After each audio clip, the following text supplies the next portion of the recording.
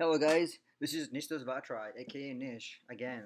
Today I'm here to show you guys my homework number 4 for my Selenium class. It's very similar to what you did, we've been doing all this time, but we're trying to get more advanced and learn different new techniques, I guess. So this time we have introduced Page Object Model, also called capital POM, which is nothing but I just wanted to tell you guys a little briefly about what that is. So POM or Page Object Model is a design pattern which is used for Selenium automation framework, right? So it's just kind of like a kind of more popular these days because most of the industries wants to use it because of the different several benefits it has, and I want to go in more detail about that because you guys can easily Google that and find that out. But I'm going to show you what it does and how it performs the job. So before I run my, I would like to actually run my test cases first before I even show you what the expectation and blah blah everything, go in details about what I did. So I'm going to run my test real quick and see if that one passes. Okay, so let me open up that. I'm going to change that into homework final. Okay, so it looks like everything is great. So I'm going to run it. Okay, using the test ng. And let's have our finger crossed if that one works out just fine, because last one testing it did. So but you never know what's gonna happen with this thing. So okay, so logging in, um, clicking on transaction, new deposit, choosing amount, changing date, advanced, select method, submitting, clicking on view transaction. Okay, and the money should be right about here. Okay, this is the money. And it should close the browser. There you go. All right, great. That's a good news at least. Okay, and as you can see, it's a green, right? And even the test ng, if I look at the emailable report, it's gonna have everything green, right? So okay, so let me show you what the expectation for this homework are. Okay, so when you log in, right? We with this thing we learned this time is that we are supposed to, instead of having everything in the same class, we're trying to separate them into different, or make it more organized, right? So during our class, we did the practice over the, logging in, going to dashboard and clicking on customers, add customers, and then, we're supposed to fill out all the information that we've done before, right?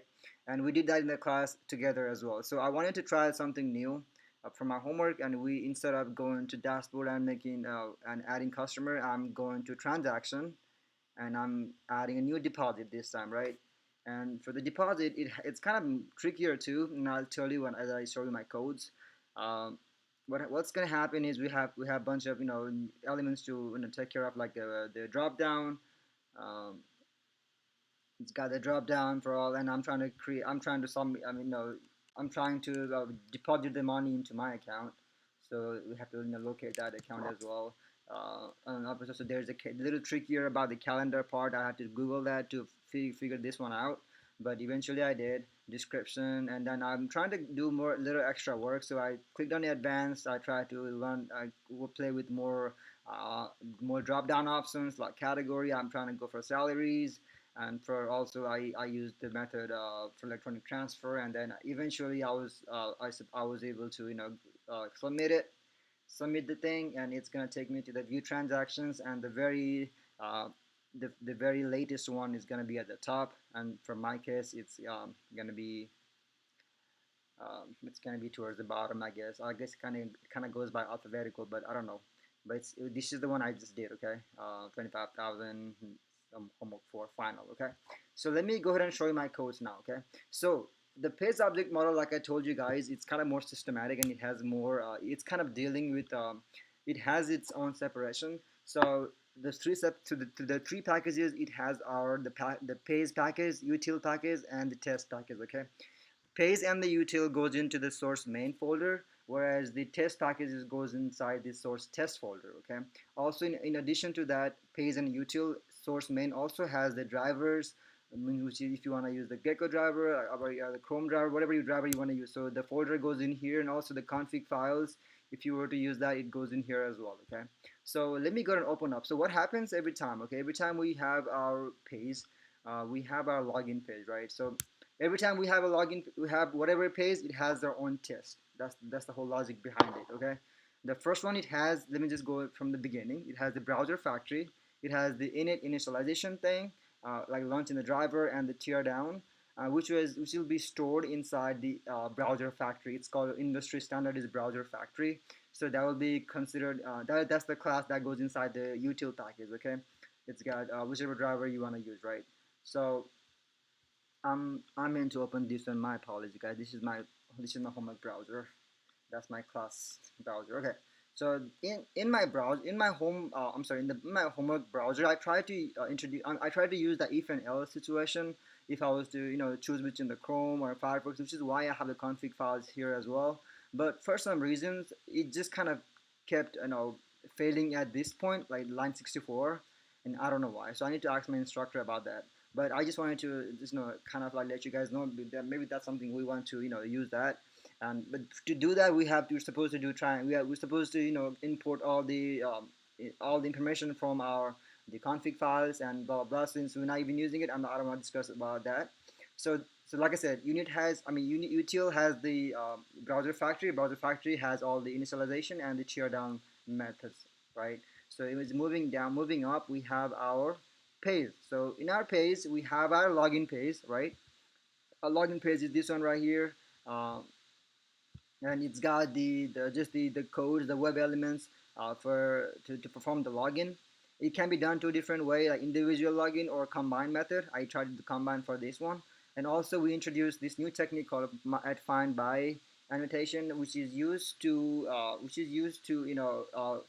locate. I mean, which is used to locate the web elements. I mean, which is used to put the XPath for our page object model, right, technique. So initially we used to store our variables in using the web element and the by class method, but we cannot do that anymore. So instead we have to use the at find by class, or I think it's annotation. So we have to do that instead. So it's pretty simple and forward. It's pretty simple and forward, like straightforward, right? I guess. So we're trying to just like save everything in the login page, and we will be like calling it out from our test page, right? So let me open the test for the login. So login test is right here. So login page, login test, right? Every page has their own test. So this one has all the strings that I need, and it's gonna have. We're also making the new. There's a new technique to make our object, and also to save our repository, right? To save our variables. So we have to make an object using the class, and if you were to call it out from different class or different package. But instead of using like the regular way of you doing like class name object equals to new and the class name, we're trying to introduce this time a page factory class, right? This is a new technique to make an object, and which has the capability to it does the same thing, but this is the more industry standard way of doing it for the page object model. All right, so it's nothing but just like performing the login, and also the same thing with the dashboard, because the dashboard is on the same page, which is why I kept it in the dashboard. Well, I mean, I have a dashboard page right here. That's the different page, like I said. So each dashboard page is supposed to have a display its own test, but since they're on the same page, I put it together. This is the dashboard page. It's got a similar way. We're supposed to use the constructor of the same class for in order to call that in order to say that driver and call it from the different places, right? And as you go down, I'm using a bunch of thread slip as well because it kind of interrupts with the validation purpose. Also, as you can see, I'm also using the validate element, which is so I have a base page I made, which also goes inside the page package. So this is all my own made, my customized methods I'm using because I want to be able to use the validate element, a certain WebDAB weight, and all the random number generator, all this kind of stuff. So I want to be able to make my own and use that. Okay, so which is why I can in order to call that, all you have to do is like go to whatever page, and you'll be just using the extends, which is also which comes from the concept of inheritance. We will be just calling it out, extending, and trying to use this whatever methods it's inside that home base page, right? So I'm using that as well. So towards the end, I also put the view transaction button here because it's on the same dashboard page. And so that's that. Let me close this. On the login test, like I said, it has nothing but all we have performed up until like we're logged in, right? Successfully logged in. So after that, we've landed on the dashboard page, and which is why I have a dashboard page. I already showed you that. And after that, after I click on this add customers, add customer, it's gonna take it to. I'm sorry, not the add customer.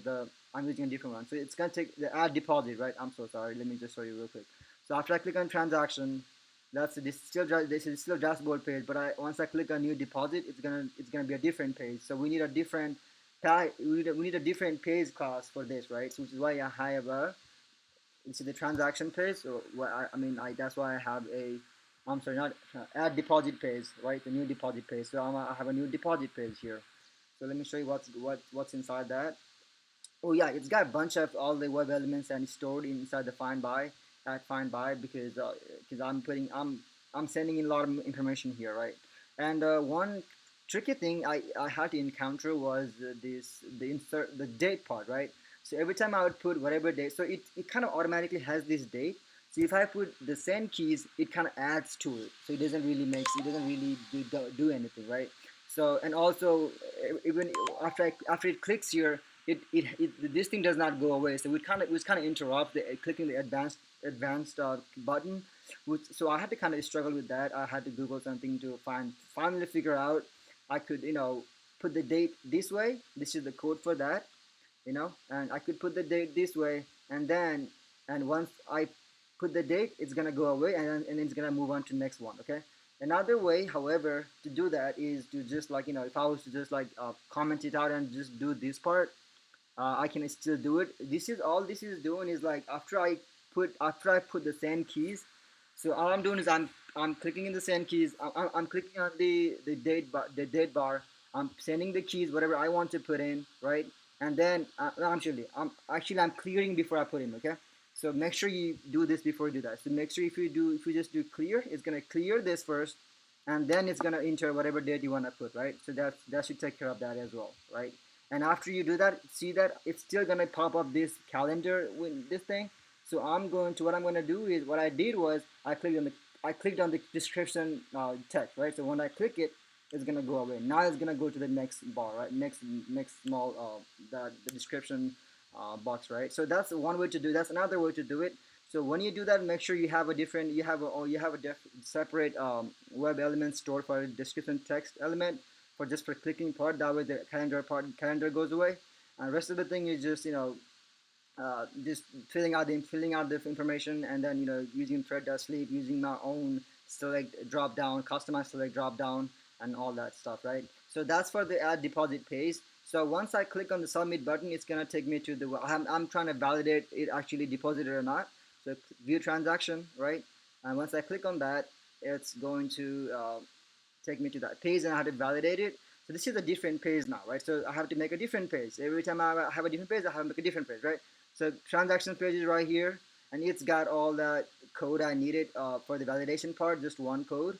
So validation part, and finally, transaction page has its own test page, which is view transaction test, and this one is right here. Okay, so I mean, it's kind of I think I've kind of figured this out now. By now, you don't really need all these additional the previous tests. You can just delete them because you have everything you need on this last test. You'll be performing, right? So I feel like I haven't tried that, but maybe if I even delete the other ones, and as long as I have everything in here, if you're smart enough, you can have everything in here, make it in one final test, and you should be able to just run your code just fine, right? So, but I mean, I guess maybe that's not the standard in the industry standard ways. That's why our instructor taught us like to have different tests, different pays. But I'm just telling you guys, you can. Okay. Also, in order to you can just call out your the whatever the different tests. You can call out if you're on this one, if you're to call out the add deposit test, you can just use this one instead of copying pasting all the codes. So that's another way to run the previous test. Okay. So also, guys, I'm so sorry. The video is super long. I'm sure by now, but I hope you guys learned a lot of things because we did cover a whole lot of different things here, and And it's not just simple small things. It's a combination of several techniques we have used. Okay, so I hope you guys learned something from this video. And yeah, so this if you guys have any questions, do let me know. This is my assertion. And yeah, see you guys next video. Thank you for watching.